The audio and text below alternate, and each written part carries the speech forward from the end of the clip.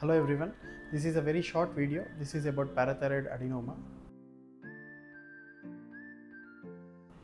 Basically, the parathyroids are the endocrine glands which secretes parathormone, which is responsible for the level of calcium in the blood. Okay. Now these are present behind the thyroid gland. These are 4 in number. They are very small. They are of the size of the shirt button. Okay, but they maintain the entire homeostasis of the calcium in the body. Now sometimes one of these glands might go rogue and might produce parathormone in excess amounts than what is required by the body.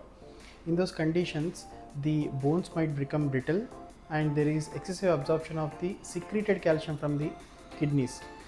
So in that condition, when we are reabsorbing more amount of calcium from the kidneys, there might be nephrolithiasis, which is kidney stones. So whenever you are getting operated for kidney stones, sometimes you might have it multiple number of times. Okay, then you should think that there might be some problem related to this parathyroid adenoma, and then because of some trivial falls you will have recurrent fractures. And in fact, you will be surprised to know that most of the parathyroid adenomas in institutions are provided by the orthopedic team. I mean, most of the patients are getting admitted into orthopedics department because of trivial fractures, and we get a call that these patients are evaluated for parathyroid hormone and they have excessive secretion of thyroid hormone. Then we usually make a diagnosis of parathyroid adenoma after we do 2 scans. One is ultrasound and one is technetium 99 system UV scan. So basically, one is a functional scan, one is a structural scan. Combining these two, we will try to know if any kind of hyperfunctional parathyroid is present in any of these places of, as I mentioned you, behind the thyroid gland, or it is present in an ectopic area. That is, there is some tract known as thyroid-thymic tract. In the tract, if the ectopic parathyroids are produced, then probably you need surgical excision of these glands. So you have multiple symptoms out of this. The most common, I told you, the fractures, then you have multiple kidney stones and recurrent kidney stones, and then you have abdominal pain most of the time, and usually you have psychological disturbances also. So once you have, see, routinely most of the people these days are going for master health checkups and all.